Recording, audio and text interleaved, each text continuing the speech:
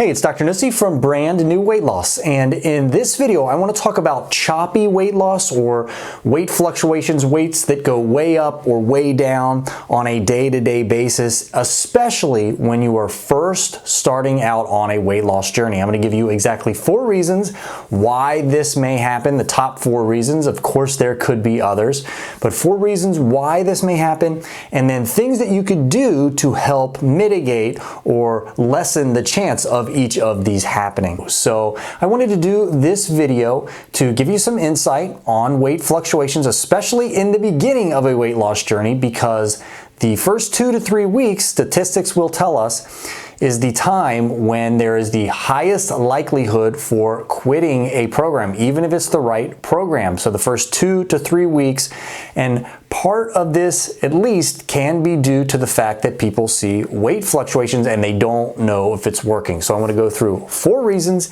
and techniques that you can do that we use with our clients to help minimize the chance of these weight fluctuations continuing to happen. All right, and reason number 1 why you might see weight fluctuations in the beginning of a weight loss journey. And this is especially true if you are doing a program similar to what we would have our clients do with the brand new system. And I will leave links to all about what we do, how to contact us in the description box below if you're interested in checking that out. But what we have our clients do typically, because they are coming in sick with some disease processes, is we have them do an anti-inflammatory diet at the same time as a fat loss program.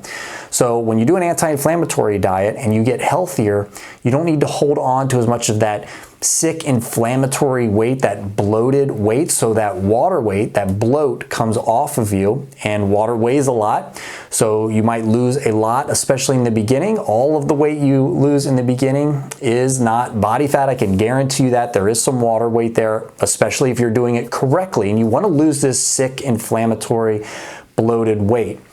But then what can happen maybe a week or 2 weeks down the line is you rehydrate and some of that weight comes back on. So you might lose a whole lot of water weight in the beginning and then get a little bit of a tick back up. Not back up to the beginning, because you are going to be losing body fat again if you're doing everything right, but you might see a little spike a week or maybe 2 weeks down the line, and then maybe some choppiness for a week or so. We typically see that with a lot of our clients, and that's especially if we are doing this anti-inflammatory process, because they come in with high blood pressure, diabetes, or they're just chronically ill. So that is number 1, and that's because you're losing some inflammatory bloat weight, and this is a good thing. Nothing you should do about it. This is a positive. Long term in the future, this is going to be a great situation, but you may see some choppiness on the scale a week or so into the program.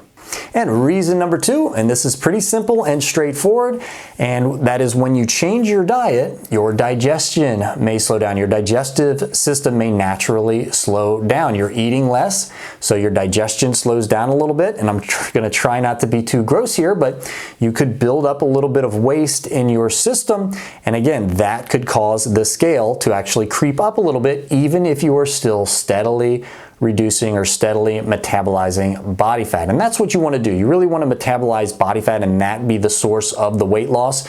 But again, that can be countered by you holding on to a little bit of waste in your bowels and that causing the scale to tick back up. So it kind of balances out. So you may see some fluctuations on the scale because your digestion slows down, because you're not having regular bowel movements, I should say. That's especially true if you're doing something like intermittent fasting, some kind of time-restricted eating. So there are things you can do about this. We often recommend things like senna tea, senna leaf tea, or Senecot. Psyllium husk or a digestive fiber is a really good idea, all the way up to something like a Miralax. Again, check with your doctor, or if you're one of our clients, check with us first before you do any of those things. But there's certainly things you can do to help keep your bowels or your digestive system moving along, even if you are eating less or in a smaller window. Number 3 on this list is your body can be very stubborn losing body fat, and you want to focus specifically on losing body fat if you want to lose weight correctly. And that's because body fat is a very valuable resource. If we think back 2,000 years ago, we needed that body fat. We needed to build it up, and then we would go through a harsh winter or a famine or something like that, and that body fat would help keep us alive through these periods of time. It's just stored up energy, so your body resists wanting to give that up, even when you are trying diligently to make your body give it up. So there's this concept of set points in weight loss where your body gets to a certain point and it just gets kind of stuck there. So if your body's used to being at a certain weight, it may want to kind of stick at that weight. Now, certainly there are things we do in our offices with our clients to help speed this process up. We have a full 3-step metabolic process that we have most of our clients go through in the beginning, which kind of unlocks the body's natural ability to lose weight. It kind of tricks it into thinking that it's got a lot of calories so that it can easily access body fat. So there are things that you can do to help speed up your body's natural process of metabolizing body fat. And number 4 on the list is all about perspective. And what I mean by this is after 2 to 3 weeks, you just really don't have a lot of information and you're not used to seeing daily weight fluctuations, which may be normal in the long run. They are going to continue to happen. Your weight is going to go through plateaus. We certainly use techniques when our clients go through plateaus, plateau breakers, but after 2 to 3 weeks, you just don't have enough information established. So we will never let one of our clients change anything, tweak our systems, do plateau breakers until at least day 21 so we can see some good data. How is their body responding? How are they losing?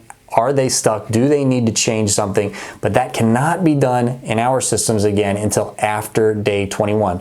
So you just have to kind of stay the course and keep mentally strong and know that these tough times or these weight fluctuations will not last. I know that it's hard when you feel like you're doing everything right and you're not seeing the results that you are accustomed to perhaps, but staying the course in the long run, that's what separates those from doing yo-yo diets from those that are able to change their lifestyle and really get to their ultimate goal of being able to lose the weight that they want to and maintain it.